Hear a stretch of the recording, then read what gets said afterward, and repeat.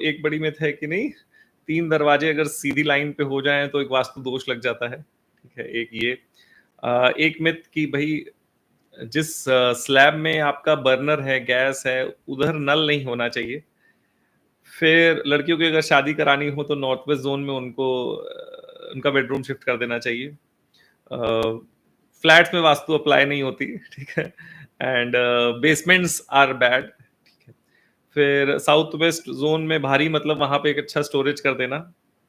यंत्र को यूज करके वास्तु फिक्स करी जा सकती है। साउथ की एंट्रेंस खराब है। वास्तु ओनर में काम करती है, टेनेंट में काम नहीं करती।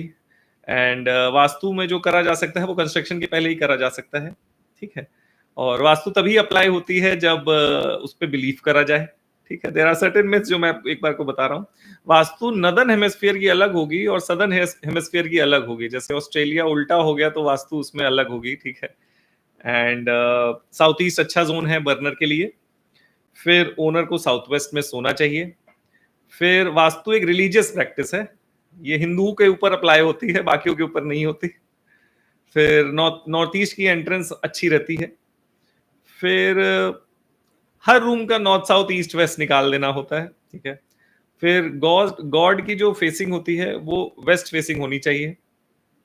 फिर ईस्ट फेसिंग होनी चाहिए जब आप कुकिंग कर रहे हो। प्लांट्स क्योंकि नेचुरल चीज है तो हर डायरेक्शन में अलाउड है। और overhead tank south west zone में होनी चाहिए। तो दीज आर दी क्वेश्चंस जो हम लोग टेकअप करेंगे, और कुछ जो मिथ्स हैं जो हम लोग टेकअप करेंगे, एंड सर्टेन क्वेश्चंस कि भाई अगर वास्तु फॉलो करी जा रही है तो क्या एस्ट्रोलॉजी की रिक्वायरमेंट है क्या। ये क्वेश्चंस आए थे जो लोगों ने पूछ रखे थे कि अगर सक्सेसफुल लोगों के यहाँ जब वास्तु खराब होती है तब भी वो लोग सक्सेसफुल कैसे हो जा रहे हैं। फिर वेबसाइट में कैसे वास्तु इफेक्ट करती है, एंड क्या वास्तु मैरिज और मेंटल पीस को डिस्टर्ब कर सकती है। और साउथ फेसिंग अगर साउथ की तरफ सर करके मैं सो रहा हूं तो मेरी बेडरूम की पोजीशन अच्छी है। एंड एंट्री कैसे देखी जाती है, ये सबके क्वेश्चंस थे। तो these are the questions which I will be taking up. And चलिए अब सेशन अपना स्टार्ट करते हैं। कुछ लोग क्वेश्चंस भी पूछ रहे हैं, परफेक्ट है। तो चलिए, 3 डोर लाइन में एक साथ अगर आ जाएं तो वो वास्तु का इनऑस्पिशियस माना जाता है। तो देखिए, ये एक वास्तु मिथ है। 3 डोर एक साथ आने में ऐसा कोई रेलेवेंस नहीं है, हम लोग के कोई ऑब्जर्वेशन नहीं है कि वहां पे कुछ नेगेटिव इफेक्ट आ रहा हो। देखिए, जो मेन डोर मैटर करता है वो डोर जहां से आपके प्रीमाइसेस में एंटर करा जा सकता है। वो डोर की प्लेसमेंट इंपॉर्टेंट होती है। आपके घर के अंदर के जितने भी दरवाजे हैं वो वास्तु के कोई दोष क्रिएट नहीं करते। ठीक है, आपको बस ये ध्यान रखना होता है जो मेन एंट्रेंस है, मेन एंट्रेंस किसको मानी जाती है वास्तु के दृष्टिकोण से, वो एंट्रेंस जिसके बाहर थर्ड पर्सन खड़ा हो सकता है। एग्जाम्पल, अब बालकनी के बाहर तो आपका कोई थर्ड पर्सन खड़ा नहीं हो सकता ना। लेकिन कुछ अपार्टमेंट्स ऐसे होते हैं जहां पे ग्राउंड फ्लोर में वाले जो अपार्टमेंट है उसकी बालकनी के बाद थर्ड पर्सन खड़ा हो सकता है, तो वो वाला एज एन एंट्रेंस ट्रीट कर लिया जाएगा। लेकिन जो अपर फ्लोर्स हो जाएंगे वहां क्योंकि थर्ड पर्सन नहीं खड़ा हो सकता बाहर, तो एंटर नहीं कर सकता, उसको एज ए एंट्री पॉइंट नहीं माना जाता। ठीक है, तो ये सबसे बड़ी वास्तु मिथ है कि 3 दरवाजे एक साथ नहीं होने चाहिए, वह वास्तु दोष हो जाता है, आपको इधर उधर करना चाहिए। नहीं, ये मिथ है। आपको मेन ध्यान ये रखना होता है कि जो आपका मेन डोर है, और डोर को कैसे कंसीडर करेंगे, अगर कोई थर्ड पर्सन बाहर खड़ा हो सकता है, अगर कोई आउटसाइडर उसके बाहर खड़ा होकर आपकी प्रीमाइसेस में एंटर कर सकता है तो वो ही दरवाजा ट्रीट करा जाता है। और दरवाजे की जो प्लेसमेंट है वो ऑस्पिशियस होनी चाहिए, और अगर वो ऑस्पिशियस नहीं है तो उसके वास्तु के उपचार होते हैं। ठीक है, तो ये एक मिथ है जिसको हम लोग अब क्लियर करते हैं। अब आते हैं दूसरा मिथ कि वाटर टैब और बर्नर जो होता है वो एक दिशा में एक साथ नहीं होना चाहिए, एक स्लैब में नहीं होना चाहिए। तो ये भी एक देखिए वास्तु की मिथ है। एग्जाम्पल मैं देता हूं कि जैसे नहीं समझने के लिए, आप पिज्जा के स्लाइसेस मान लीजिए। ठीक है, पिज्जा के स्लाइसेस एक सर्टेन ट्रायंगुलर शेप होता है ना, तो जब बर्नर आप बनाते हैं तो वो साउथ ईस्ट की दिशा, या यूजुअली लोग साउथ ईस्ट, साउथ ईस्ट और साउथ की दिशा में बनाते हैं। अब अगर उस दिशा में हीटिंग हो रही है, अब क्योंकि क्या होता है, एक टैप बहुत कम परसेंटेज ऑफ वाटर है, साउथ की दिशा में हम लोग बोरिंग नहीं कर सकते। ठीक है, अंडरग्राउंड वाटर टैंक नहीं बना सकते, लेकिन टैप वास्तु दोष नहीं देता। ठीक है, आप आराम से बना सकते हैं। कुछ लोग इस मिथ में भी आए कि जो किचन की जो सिंक है वो नीचे लेवल के नीचे जाती है तो वो भी वास्तु दोष हो जाता है। ऐसा कुछ नहीं है। यूजुअली हम लोग, आपने देखा होगा, स्टेनलेस स्टील की सिंक यूज करी जाती है। तो जब स्टेनलेस स्टील की सिंक यूज करी जाती है तो ऑलरेडी वो एक बैलेंस्ड स्थिति में आ जाती है। तो ये भी एक वास्तु मिथ है कि हाँ, जिस दिशा में बर्नर है उसी दिशा में टैप नहीं होना चाहिए। अगर उस दिशा में टैप आया है तो उस जोन में तो टैप आ ही गया है, और उतने परसेंटेज ऑफ वाटर से इफेक्ट नहीं आता वास्तु में। परसेंटेज ऑफ वाटर बड़ा क्या हो जाएगा, अगर अंडरग्राउंड वाटर टैंक आ गई वहां पे साउथ ईस्ट के जोन में, आपकी बोरिंग आ गई या नीले रंग की टाइल्स आ गई, तो ये बड़ा पानी को इंट्रोडक्शन हो गया। Certain element of all elements are allowed in all directions. अब जैसे मान के चलिए, अब इस दिशा में हल्का सा येलो कलर का कुछ आ जाएगा तो इतना वास्तु दोष नहीं होने वाला। तो ये वास्तु मिथ है कि उसी स्लैब में पानी नहीं हो सकता। अपनी कन्वीनियंस के हिसाब से आप देखिए, और उसका कोई ट्रीटमेंट की भी रिक्वायरमेंट नहीं है। जिस दिशा में आपका बर्नर आया हुआ, आप उस दिशा में कर सकते हैं। एंड जो सिंक नीचे जा रहा है लेवल के, वो भी ऑलरेडी ट्रीटेड होता है, क्योंकि यूजुअली मार्केट में स्टेनलेस स्टील की सिंक यूज करी जाती है। अब आते हैं हम लोग की, अगर लड़की की शादी करानी हो तो उसको नॉर्थ वेस्ट जोन में उसका बेडरूम कर देना चाहिए। तो ये भी एक बहुत बड़ी वास्तु की मिथ है। नॉर्थ वेस्ट जोन वहां पे माना जाता है जब आपको प्रोडक्ट की सेल करनी है, ठीक है। तो जब प्रोडक्ट की सेल बढ़ानी होती है तो नॉर्थ वेस्ट जोन में प्रोडक्ट को प्लेस कर दिया जाता है। उससे क्या होता है, प्रोडक्ट के प्रति अट्रैक्शन बढ़ जाता है, क्योंकि नॉर्थ नॉर्थ वेस्ट का जोन वहां पे आता है। लोग आम बोलचाल में लोग नॉर्थ वेस्ट बोलने लगे, to be precise north north west की दिशा होती है वो। वहां पे अगर प्रोडक्ट रखते हैं तो प्रोडक्ट का अट्रैक्शन बढ़ जाता है। लेकिन क्योंकि डॉटर कोई प्रोडक्ट नहीं है, कोई सेल नहीं होने वाली वहां पे, तो ये भी एक वास्तु की मिथ है कि आप नॉर्थ वेस्ट जोन में डॉटर को लेटा के उसकी शादी जल्दी प्रोसीड कर पाएंगे। ऐसा कुछ नहीं होता, ऐसा इफेक्ट नहीं आता।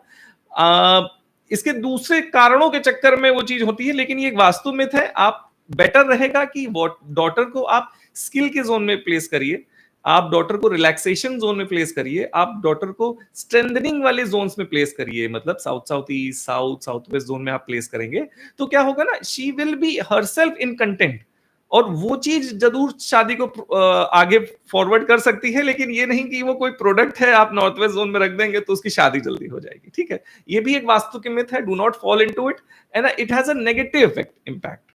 ये चीज क्या होता है, जब नॉर्थ वेस्ट में कर दिया जाता है तो क्या है, शादी में हेस्टी डिसीजन ले लिए जाते हैं बिकॉज ऑफ इसके नेगेटिव इंपैक्ट होते हैं। तो ये चीज बिल्कुल नहीं करनी चाहिए कि नॉर्थ वेस्ट में आप डॉटर को प्लेस कर दें फॉर अर्ली मैरिज। इसके नेगेटिव इंपैक्ट होते हैं, शादी हेस्टली कर दी जाती है जिसके चक्कर में प्रॉब्लम आती है इन फ्यूचर, ठीक है।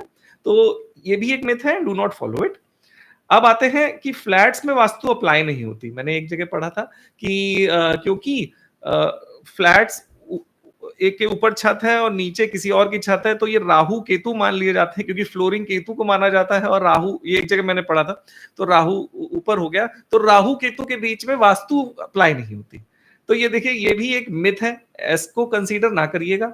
क्योंकि देखिए क्या होता है ना, वास्तु कहाँ पे अप्लाई होती है इसकी स्टोरी मैं कई बार वर्णन दे चुका हूँ। जैसे नहीं, देवताओं और असुरों के बीच में युद्ध चल रहा था, तो भोलेनाथ देवताओं की तरफ से, अंधकासुर इधर से, तो जब लड़ रहे थे, मलयुद्ध चल रहा था, तो ड्रॉप जमीन में गिरी, वो ड्रॉप से एक ब्लैक फिगर आया, देवताओं को लगा ये असुर है, असुरों को लगा ये देवता है, तो ब्रह्मा जी के पास ले जाया गया और पूछा गया कि इसका क्या करना है, तो वॉर रुक गया था। तो ब्रह्मा जी ने कहा कि किसी भी प्रीमाइसेस की अगर 4 दीवारी बना दी गई है तो वहां पे ये आ जाएगा, ठीक है। तो ये डिस्क्रिप्शन है वास्तु पुरुष मंडल का। तो जैसे मैंने कई बार एग्जांपल ये भी दिया है कि समुंदर की बाल्टी, आप बाल्टी ले जाके समुंदर का पानी एक बाल्टी में रख लेते हैं, तो it has the same trait, same property as the water of the ocean. तो सेम चीज है, अगर किसी भी प्रीमाइसेस को आपने 4 दीवारी पे बांध के उसमें एक एंट्री पॉइंट क्रिएट कर दिया है, तो वहां पे वास्तु पुरुष आ जाता है। तो जब वास्तु पुरुष आता है तो वहां पे वैदिक देवता, जो 33 देवता और 12 असुर हैं, वो सारे प्रेजेंट हो जाते हैं। तो इट डजेंट मैटर कि आप फ्लैट में रह रहे हैं तो आपके ऊपर वास्तु अप्लाई नहीं होती, कंप्लीटली अप्लाई होगी, क्योंकि वास्तु पुरुष का आगमन का वो माना जाता है कि जैसे 4 दीवारी बना दी गई, वास्तु पुरुष आ जाता है, ठीक है। अब कहते हैं कि बेसमेंट्स आर बैड। देखिए, बेसमेंट थोड़ा सा टेक्निकलिटीज पे जाता है, ठीक है। अगर आप जितना आपकी कंस्ट्रक्शन है उसी के पूरा एग्जैक्ट आप नीचे बेसमेंट बना देते हैं और बेसमेंट का एक एंट्री पॉइंट अच्छा होता है, तो बेसमेंट्स आर ऑलवेज गुड। अगर आप देखेंगे तो यूएस में गया तो हर घर में वहां पे बेसमेंट है, ठीक है। बेसमेंट वहां पे हर घर में है, बेसमेंट प्रॉब्लम नहीं देता। लेकिन हाँ, बेसमेंट में जाके चीजों का प्लेसमेंट दिक्कत दे सकता है। जैसे यूएस के घरों में मैंने देखा कि बेसमेंट होते हैं और यूजुअली हीटिंग और वो नहीं, वाटर की हीटिंग और इलेक्ट्रिसिटी का सिस्टम, काफी चीजें वहां पे बेसमेंट में होती है। तो वो दिशा अगर अच्छी रहेगी देन इट इज गुड। ठीक है, वो दिशा का अच्छा होना इंपॉर्टेंट है, जो आइडियल जगह में चला जाए। तो वो चीज आप ख्याल रखिए। बाकी बेसमेंट्स बहुत पॉजिटिव रिजल्ट देते हैं, आप अपनी यूटिलिटी के हिसाब से बिल्कुल क्रिएट कर सकते हैं। ये वास्तु मिथ है कि बेसमेंट्स आर बैड। अब क्या होता है, थोड़ी सी टेक्निकलिटीज इसमें देखनी होती है कि साउथ साइड की अगर एंट्रेंस है तो एक सर्टेन दिशा में बेसमेंट अलाउड होता है, नॉर्थ साइड की एंट्रेंस है तो एक सर्टेन दिशा में अलाउड होता है। लेकिन अगर आप पूरे कंस्ट्रक्शन प्रीमाइसेस के एग्जैक्टली उतना ही नीचे पूरा ही बेसमेंट क्रिएट कर देते हैं तो ऐसा कोई इशू नहीं आता। ये भी एक मिथ है, आप इस पे बिलीव ना करिए। ठीक है, और भी लोगों की जो मिथ्स हो, प्लीज अपने क्वेश्चंस हो या डाउट हो आप प्लीज पोस्ट करिएगा, मैं सेशन के लास्ट में उसको टेक अप करूंगा। ठीक है, अब आते हैं कि साउथ वेस्ट जोन भारी रहना चाहिए, तो वहां पे लोगों ने स्टोरेज बनवाना चालू कर दिया, वहां पे लोगों ने जाके मेटल गड़वाना चालू कर दिया कि वो भारी होना चाहिए। ठीक है, ये भी एक वास्तु की मिथ है। साउथ वेस्ट जोन भारी का मतलब, इसका इंटरप्रिटेशन होता है कि जो साउथ वेस्ट की अपनी वॉल है वो सबसे स्ट्रॉन्गेस्ट वॉल होनी चाहिए। यूजुअली क्या होता है, जब वास्तु पुरुष, जब आपने भूमि पूजन कराते हैं हम लोग किसी भी प्रीमाइसेस में, तो क्या होता है वहां पे देवता एनर्जी फील्ड्स बनना चालू करती हैं। तो वो बनने का एक मोशन है कि पहले ये एनर्जी फील्ड बनेगी, फिर ये एनर्जी फील्ड बनेगी, तभी जो कंस्ट्रक्शन कराया जाता है। जब कंस्ट्रक्शन आप कराते हैं तो अगर साउथ वेस्ट में पहले वर्किंग कराना चालू कर दें तो आप देखेंगे कि साइट जल्दी चलती है। अगर आप नॉर्थ साइड्स में कंस्ट्रक्शन कराना चालू कर देते हैं तो साइट धीमे चलती है, क्योंकि देवता का डेवलपमेंट हो नहीं रहा उधर। तो जैसे वास्तु की जो वास्तु पुरुष मंडल की देविक एनर्जी फील्ड्स है ना, तो जैसे ह्यूमन चाइल्ड डेवलप होता है ना, पहले क्या क्या चीजें डेवलप होना चालू होती हैं, उसी तरीके से ही वो डेवलपमेंट होना चालू होता है। ठीक है, अब साउथ वेस्ट से वेस्ट की तरफ, वेस्ट से साउथ की तरफ ऐसा मूवमेंट है डेवलपमेंट का, ये थोड़ी टेक्निकलिटीज है। लेकिन ये जो साउथ वेस्ट भारी करने का जो स्टेटमेंट है, इसका मतलब ये है कि आपकी जो साउथ वेस्ट की वॉल हो वो स्ट्रॉन्गेस्ट वॉल हो। वो अगर कमजोर वॉल हुई तो क्या है, क्योंकि पृथ्वी तत्व माना जाता है, स्टेबिलिटी का जोन माना जाता है, आप खड़े तब हो सकते हैं जब ये नीचे बेस स्ट्रांग हो। ठीक है, तो साउथ वेस्ट भारी रखने का मतलब ये स्ट्रॉन्गेस्ट पार्ट होना चाहिए आपका स्ट्रेंथ वाइज। ठीक है, जरूरी नहीं है कि आपको वहां पे जाके भारी सामान रख देना है, बड़ा सा फ्रिज रख देना है, बड़ी सी अलमारी बना देनी है भारी करने के लिए, वेट बढ़ाने के लिए। ये वेट का रेफरेंस नहीं है, स्ट्रेंथ का रेफरेंस है कि वो बेस स्ट्रांग होना चाहिए। वहां पे कुछ ऐसा ना हो कि पोपला हो जाए, वहां पे कुछ ऐसा ना हो कि दीवार में क्रैक पड़ जाए, वो इश्यू दे देगा आपको। ठीक है, तो साउथ वेस्ट भारी होने करने का ये भी एक अलग इंटरप्रिटेशन निकाला गया। वहां पे लोगों ने वेट लिटरली में नहीं रख दिया कि वेट रख दिया जाके, वहां पे ऐसा नहीं करना होता है। वो वॉल स्ट्रेंथफुल होनी चाहिए, वहां पे आपकी घर की ओपनिंग ना हो तो बेटर रहता है। ठीक है, अब आते हैं हम लोग अगले क्वेश्चन, यंत्रास एंड क्रिस्टल्स पे। तो देखिए, यंत्रास जो आजकल डिवाइस कर लिए गए हैं, यंत्रास में आते हैं हम लोग। ठीक है, तो यंत्र जो आजकल बना लिए गए हैं कि नहीं, वास्तु यंत्र आ गया, ये यंत्र आ गया, कुबेर यंत्र आ गया। तो हम लोग एज ए प्रोफेशनल जो नहीं वैदिक पद्धति से जुड़े हुए हैं, हम लोग बहुत प्रैक्टिस नहीं करते, बहुत अप्लाई नहीं कराते यंत्र को। इसका कारण ये है कि कोई वास्तु की किसी पुस्तकों में, किसी बुक में यंत्रों का डिस्क्रिप्शन नहीं है कि नहीं, कि ऐसा कुछ स्ट्रक्चर बना के, ऐसा कुछ डिजाइन करके सब फिक्स हो जाएगा कि एक वास्तु यंत्र रख लिया आपकी वास्तु फिक्स हो जाएगी, आप एक यंत्र ले आए आपने रख लिया फिक्स हो जाएगी। ऐसा कोई डिस्क्रिप्शन नहीं है। आपको उस जोन को ट्रीटमेंट करना पड़ेगा और 5 तत्वों के अनुसार बैलेंसिंग करनी पड़ेगी। आप कोई ऐसा मेटल नहीं है कि आप एक लाए स्ट्रक्चर और रख दिया और आपकी वास्तु फिक्स हो गई। ये कहीं बुक्स में डिस्क्रिप्शन नहीं है और ये वैदिक नहीं। और यूजुअली क्या है ना, ये विधाएं परंपरा से आई हुई होती हैं तो इफेक्ट ज्यादा करती हैं। अब जैसे मान के चलिए मैं अपने गुरु से सीख के आया, गुरु अपने गुरु से सीख के आए, तो क्या है ना, ये विधाओं में स्ट्रेंथ बढ़ती जाती है जिस तरीके से इस पे लीनियज आती जाती है। जितनी ज्यादा लीनियज, अब जैसे अगर मैं अपने गुरु को ऑनर करता हूं और अपने गुरु डॉक्टर कुलदीप बंसल, मैं उनको ऑनर करता हूं, तो अगर मैं वहां पे जाके कोई ट्रीटमेंट कराऊंगा तो इवन उनकी भी शक्ति वहां पे। तो पद्धति से आया हुआ ज्ञान इंपॉर्टेंट हो जाता है। वही ज्ञान जो पद्धति से ना आया हो, वही चीज इरेलीवेंट हो जाती है। अब जैसे महाभारत में ये किस्सा बताया गया था ना कि कर्ण ने जाके परशुराम जी से ज्ञान ले लिया था, लेकिन वो मेथड ऑफ टेकिंग ज्ञान वो छल से माना गया। तो परशुराम जी ने, जो नई वाली महाभारत है उसमें बोला कि मैं देखो तुमको श्राप नहीं दे रहा, लेकिन इस तरीके से लिया हुआ ज्ञान जब मोस्ट इंपॉर्टेंट मोमेंट आएगा आपका, आप यूज नहीं कर पाते। तो जैसे अब यंत्र क्या है ना, पद्धति से आया ज्ञान नहीं है। तो जब कोई ज्ञान पद्धति से आया नहीं होता है तो उसकी इफेक्टिवनेस खत्म हो जाती है। अपने शास्त्रों में लीनिएज को इतना इंपॉर्टेंस इसलिए दिया गया क्योंकि जितनी बढ़िया लीनिएज आपकी, जितना प्योर फॉर्म में ज्ञान आपके पास आया है, उस ज्ञान की इफेक्टिवनेस बढ़ जाती है। वही ज्ञान मैं लीनियज से आ रहा हूं, मैंने बोला तो it will have a better impact rather than वही ज्ञान किसी ने चुरा के वो बोला हो तो it will not have that better impact. ठीक है, तो यंत्रों को हम लोग इसीलिए नहीं पिक करते क्योंकि क्या है ना, वो पद्धति से आया ज्ञान नहीं है, वो लीनियज से आया ज्ञान नहीं, तो उसका इम्पैक्ट नहीं होता और कहीं डिस्क्रिप्शन नहीं है यंत्रों का कि इसको यूज करके आपका सब बढ़िया हो जाएगा, सब फिक्स हो जाएगा। ठीक है, अब आते हैं हम लोग साउथ की एंट्रेंस खराब होती है। ठीक है, ये भी एक वास्तु मिथ है। यस, साउथ की गलत एंट्रेंसेस के नेगेटिव इफेक्ट बहुत ज्यादा है। ठीक है, वहां पे ऐसे इफेक्ट हैं कि कभी कर्जा नहीं खत्म होता, लोगों से आप डिस्कनेक्ट हो जाएंगे, उसके नेगेटिव इम्पैक्ट ज्यादा है। आपका जो मेल चाइल्ड है घर का वो डिस्टर्ब हो जाता है, उसके नेगेटिव इम्पैक्ट ज्यादा होने के चक्कर में लोगों ने साउथ से डरा दिया। साउथ से डराने का क्यों तात्पर्य था? क्योंकि कोई वो पॉजिटिव जोन निकाल नहीं पाता। It is tough to take the positive zone, क्योंकि वो अगर कोई नेगेटिव खुला तो इम्पैक्ट इतने ज्यादा है, तो इन जनरल डरा दिया गया। ये वास्तु मिथ है। हर दिशा में, नॉर्थ साउथ ईस्ट वेस्ट में 8 सेक्शंस होते हैं वास्तु के एस्पेक्ट से, 8 द्वार होते हैं, तो टोटल 32 द्वार होते हैं। अब 32 द्वार में साउथ में 8 द्वार है जिसमें 2 द्वार अच्छे हैं और बाकी के 6 बहुत नेगेटिव है। ठीक है, अगर वो खुल गए तो उसका इंपैक्ट बहुत नेगेटिव होता है, इसलिए डरा दिया गया। लेकिन अगर साउथ के वो 2 द्वार अच्छे खोले जाएं तो वो बड़ा अच्छा इंपैक्ट देते हैं, बहुत अच्छी ग्रोथ लाते हैं। ठीक है, यूजुअली इंडस्ट्रीज साउथ के जोन में खुल के बहुत अच्छा रिजल्ट देती हैं। अब इसमें थोड़ा सा एस्ट्रोलॉजी का ट्विस्ट आता है।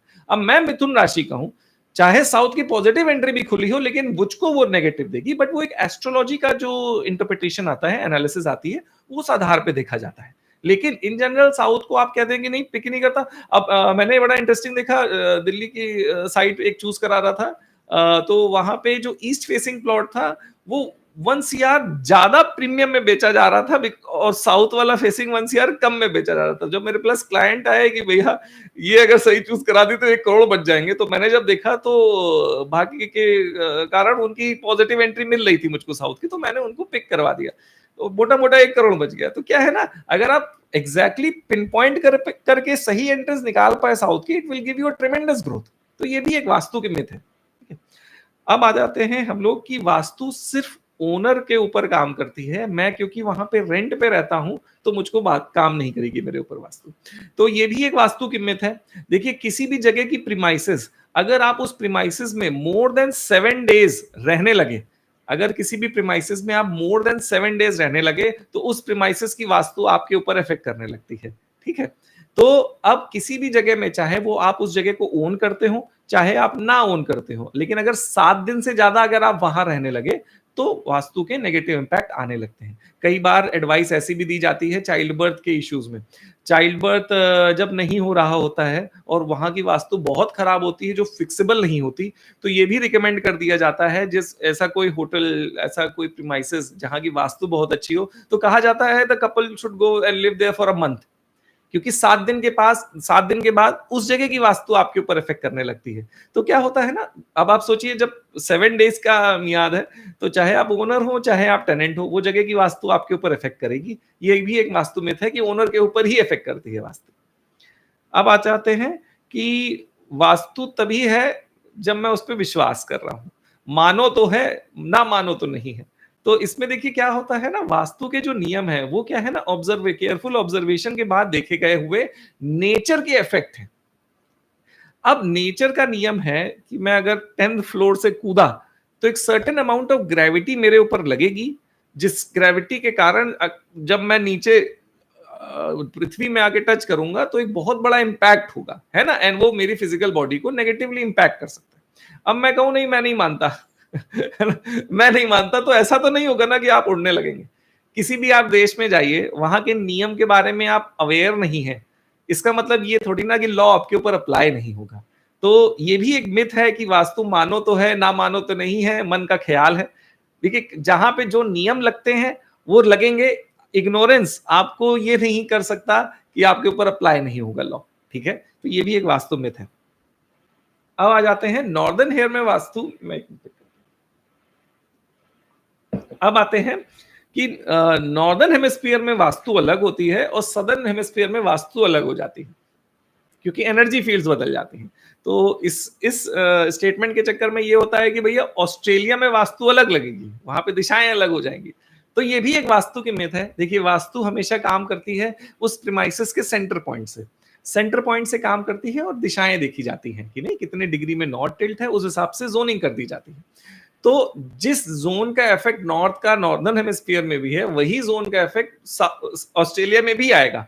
तो वास्तु फॉर ऑस्ट्रेलिया ऐसा नहीं है कि डिफरेंट होने वाली है, सेम होगी हेमिस्फीयर, क्योंकि अब इंडिया ऐसे है और यूएस उल्टा है, तो यहाँ पे वास्तु के नियम बदल जाएंगे, ऐसा नहीं होता।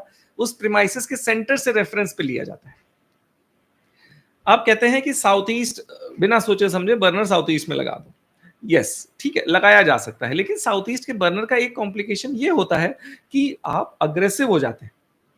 साउथ ईस्ट में लगाया हुआ बर्नर आपको एनर्जी तो देता है, but that energy converts to aggression also. तो बर्नर का जो बेस्ट प्लेसमेंट है वो साउथ ऑफ साउथ ईस्ट में होता है, मतलब साउथ ईस्ट और साउथ के बीच में। वहां पे अगर आप प्लेस करते हैं तो भी चीजें ज्यादा बेटर रहती हैं, आपको फ्रूटफुल रहती है, एनर्जी रहती है, कंट्रोल्ड एनर्जी रहती है।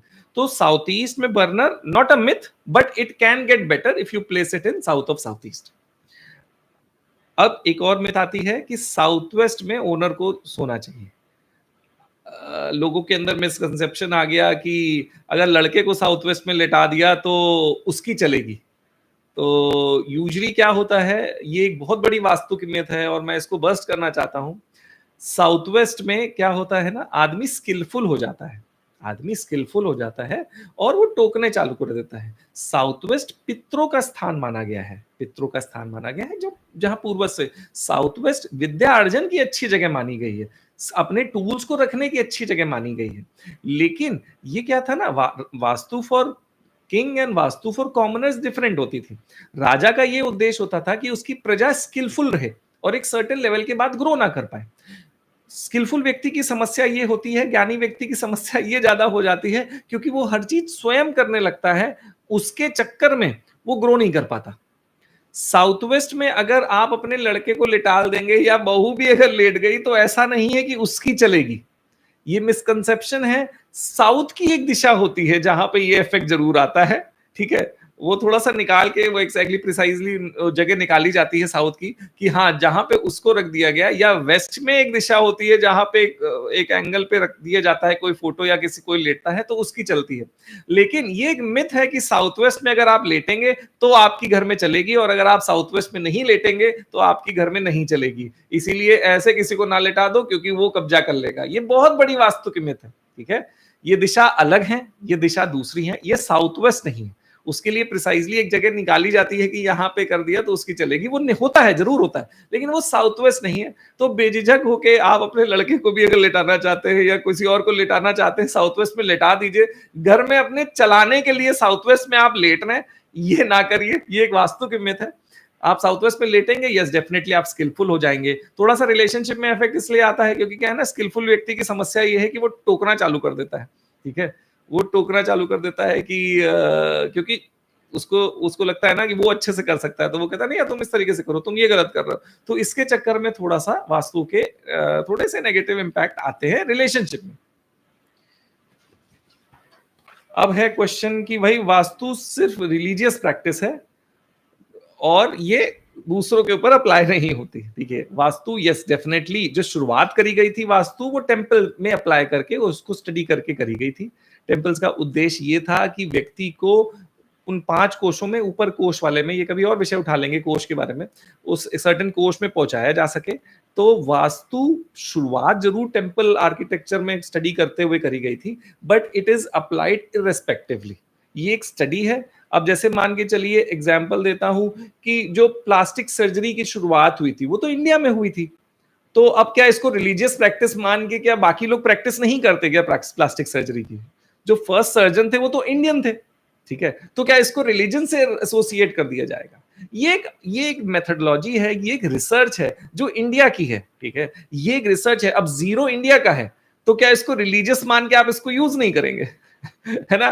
तो ये एक मेथडोलॉजी है जो जो जो साइंटिफिक है, नेचर को नियम के अनुसार है, उसको इसको बोला जा सकता है मेटाफिजिक्स है। ये नेचर के नियम को इतना ज्यादा स्टडी करा जा चुका है कि वो नेचुरली अप्लाइड हो रहा है हर जगह। It is going beyond religion. अब प्लास्टिक सर्जरी इंडियन है, सुश्रुत ने करी, तो क्या आप सर्जरी नहीं अप्लाई करेंगे क्योंकि वो हिंदू लोगों ने करी है क्या, है ना? तो ये एक आर्ट है जिससे प्रॉब्लम का समाधान निकाला जा सकता है, ये एक आर्ट है जिससे ग्रोथ लाई जा सकती है, ये आर्ट है जिससे इश्यूज रिजॉल्व करे जा सकते हैं। तो इसको रिलीजन से ना एसोसिएट करिए, ये अप्लाइड है यूनिवर्सली। इट इज इररेस्पेक्टिव कि आप कौन से रिलीजन के हैं, इट इज अप्लाइड।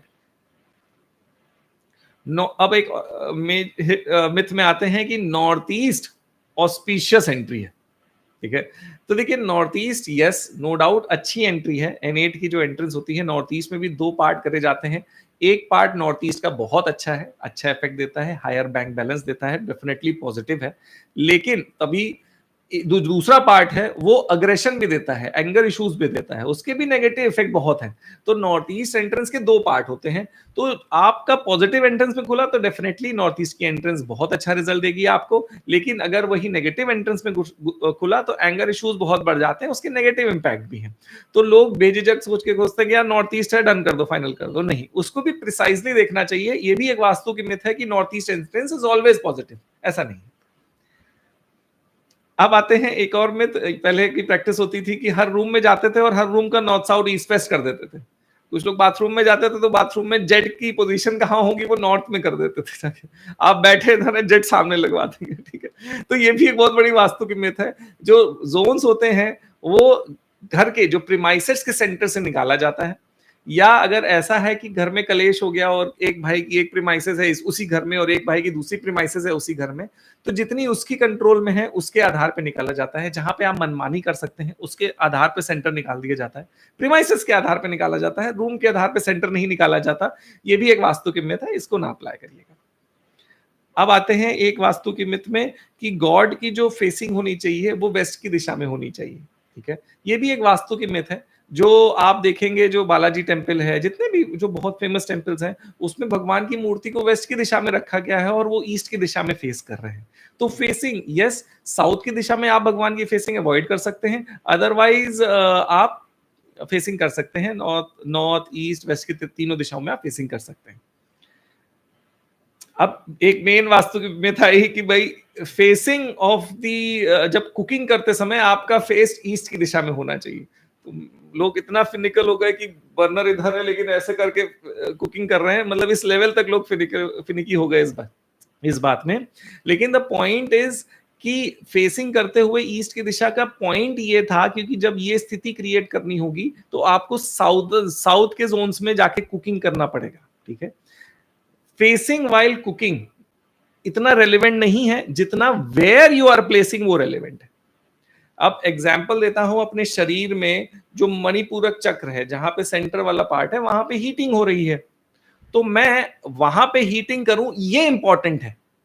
तो किस दिशा में आपका बर्नर है that is more relevant rather than आप देखें कि नहीं यार मैं नॉर्थ में किचन बना दे रहा हूं क्योंकि मैं इस समय फेसिंग इधर कर पाऊंगा। मैंने देखा जब लोगों ने ऐसा चेंजेस करे अपने घर में तो नेगेटिव इंपैक्ट आया, उसके बाद वो वास्तु कंसल्टेशन के लिए आ गए क्योंकि वो किसी कहीं से उन्होंने सुना कि यार ईस्ट फेसिंग के चक्कर में उन्होंने चीजें चेंज कर दी, काफी चीजें बदलाव हो जाता है। ये एक मिथ है, डू नॉट फॉलो इट, ऐसा नहीं होता। आप किस दिशा में कुकिंग कर रहे हैं वो मोर रेलिवेंट है रादर देन किस दिशा में देख के आप कुकिंग कर रहे हैं, ठीक है?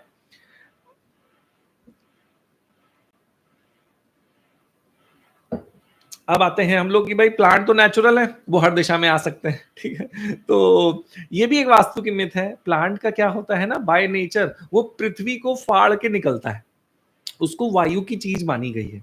तो वायु की दिशा में लाने पे उसका एडवांटेज होता है। आप पृथ्वी के जोन में, आप वेस्टर्न जोन में अगर प्लांट्स को ले आते हैं तो मैंने देखा कि वो घर कभी ग्रोथ नहीं कर पा रहा, एक सर्टेन लेवल में जाके रुक ही गया, ठीक है? वहां पे पेड़ आ जाते हैं। मैंने वेस्टर्न दिशा में देखा बहुत इश्यूज आते हैं, साउथ वेस्ट में देखा तो फैमिली बिल्कुल टूट के बिखर जाती है। मिथ है, आप इसको फॉलो ना करिए। साउथ वेस्ट से लेके वेस्ट के जोन्स में आप पेड़ ना लगाइए, ग्रास ना लगाइए कि नेचुरल है वो तो लगा सकते हैं, ऐसा कोई इफेक्ट नहीं है। मिथ है ये चीज, इसको ना मानिए। अब आ जाते हैं, overhead tank south west zone में होना चाहिए क्योंकि अगेन वो भारी करना है उनको, ठीक है? देखिए overhead tank south west zone में बहुत प्रेफरेंस नहीं होता। आइडियल जोन ओवरहेड टैंक के लिए वेस्ट ऑफ साउथ वेस्ट और वेस्ट की दिशा में होता है। बेस्ट रहता है कि आप इन जोन्स में रखिए। साउथ वेस्ट में ओवरहेड टैंक की भारी कर देंगे उस दिशा को, मैंने वही बताया, भारी, उस वॉल आपकी स्ट्रॉन्गेस्ट वॉल होनी चाहिए, भारी वेट से नहीं करना है। तो साउथ वेस्ट में जब आप टंकी रख देते हैं तो मैंने ऑब्जर्व किया कि बैक बैक के इश्यूज आना चालू हो जाते हैं, कमर के इश्यूज आना चालू हो जाते हैं। तो प्लीज वो चीज को आप ना फॉलो करें। आप बेटर रहेगा कि वेस्ट ऑफ साउथ वेस्ट, मतलब साउथ वेस्ट से वेस्टर्न साइड थोड़ा सा आप ओवरहेड टैंक रखेंगे तो ज्यादा बेटर आपको रिजल्ट आएगा। अब आ जाते हैं कुछ क्वेश्चंस में जो मेरे चैट्स में पहले से ही पड़े हुए थे, तो मैंने सोचा आज उन क्वेश्चन एंड आंसर्स को, आई होप ये मिथ बस्टिंग सेशन अच्छा रहा हो आपके लिए, आप सभी लोग को कुछ इनसाइट्स मिली हो, और आप लोग के पास जो मिथ्स हैं मैं कभी और इस पे लाइव सेशन लेके उन मिथ्स को भी बस्ट कर लूंगा। एंड अब क्वेश्चंस को हम लोग टेकअप कर लेते हैं, और कुछ इंपॉर्टेंट क्वेश्चंस हैं जो इवन बिल्डर्स जो इतने साल रियल एस्टेट में है उनके माइंड में भी रहते हैं, वो कुछ इंपॉर्टेंट क्वेश्चंस को हम लोग अब केटर करते हैं। अगर वास्तु फॉलो करी जा रही है तो एस्ट्रोलॉजी फॉलो करने की जरूरत नहीं है, ठीक है। तो देखिए क्या है ना, ये दो साइंस है, दो अलग मेथड्स हैं। अब जैसे हेल्थ को सही करने के लिए आप योग फॉलो कर सकते हैं, बीमारी को सही करने के लिए आप एलोपैथी फॉलो कर सकते हैं, आप होम्योपैथी फॉलो कर सकते हैं। तो देयर आर सर्टेन मेथड्स। अब क्या होता है ना, समस्या के समाधान के लिए आपने वास्तु को यूज किया, कुछ लोग समस्या के समाधान के लिए एस्ट्रोलॉजी को यूज करते हैं, लेकिन हाँ, बेटर रिजल्ट तब आता है जब इन दोनों विधाओं को एक साथ यूज किया जाए। जब एक साथ यूज करा जाता है तो बहुत अच्छा रिजल्ट आता है, और बहुत अच्छे से पिन पॉइंट करी जा सकती हैं समस्याएं। लोगों ने सोचा कि W3 की एंट्रेंस वास्तु की बहुत अच्छी होती है, खोल दिया उन्होंने, ठीक है, लेकिन जैसे ही खोला उसके बाद से समस्या आने लगी। लोगों ने देखा N3 की एंट्रेंस बहुत अच्छी होती है, जैसे खोल दिया प्रॉब्लम आने लगी, चलते चलाए स्टोर्स में दिक्कत आने लगी। क्यों? अब ये वास्तु के आधार पे तो सही था, लेकिन अगर उसमें एस्ट्रो के इफेक्ट देखे जाए तो वो नेगेटिव हो गया। अगर वर्गो राशि 8 पे बैठी है तो नॉर्थ की दिशा नहीं खोली जा सकती, है ना। तो ऐसे ही वास्तु और एस्ट्रोलॉजी जब मिक्स करके देखी जाए तो ज्यादा बेटर है और अच्छा रिजल्ट देती है। अब आ जाते हैं कि यार why some people are so successful even with the wrong vastu. तो देखिए क्या होता है ना, चीजें हमारे देखने में कई बार ऊपर नीचे हो जाती है। अब एग्जाम्पल देता हूं मैं अपने क्लाइंट का, उनका शोरूम है, ठीक है, एक ब्रांड की, मोटरसाइकिल ब्रांड का शोरूम है। उनके जो शोरूम की फ्रंट है वो नॉर्थ की फ्रंट है, और ब्रांड का जो लोगो है वो है लाल। तो उनके नॉर्थ वॉल में बिल्कुल लाल ही लाल है। एक वास्तु वाला आया, उसका ट्रीटमेंट कर दिया उसने, ठीक है, और जैसे ट्रीटमेंट कर दिया उस पर समस्या आने लगी, वहां पे प्रॉब्लम आने लगी।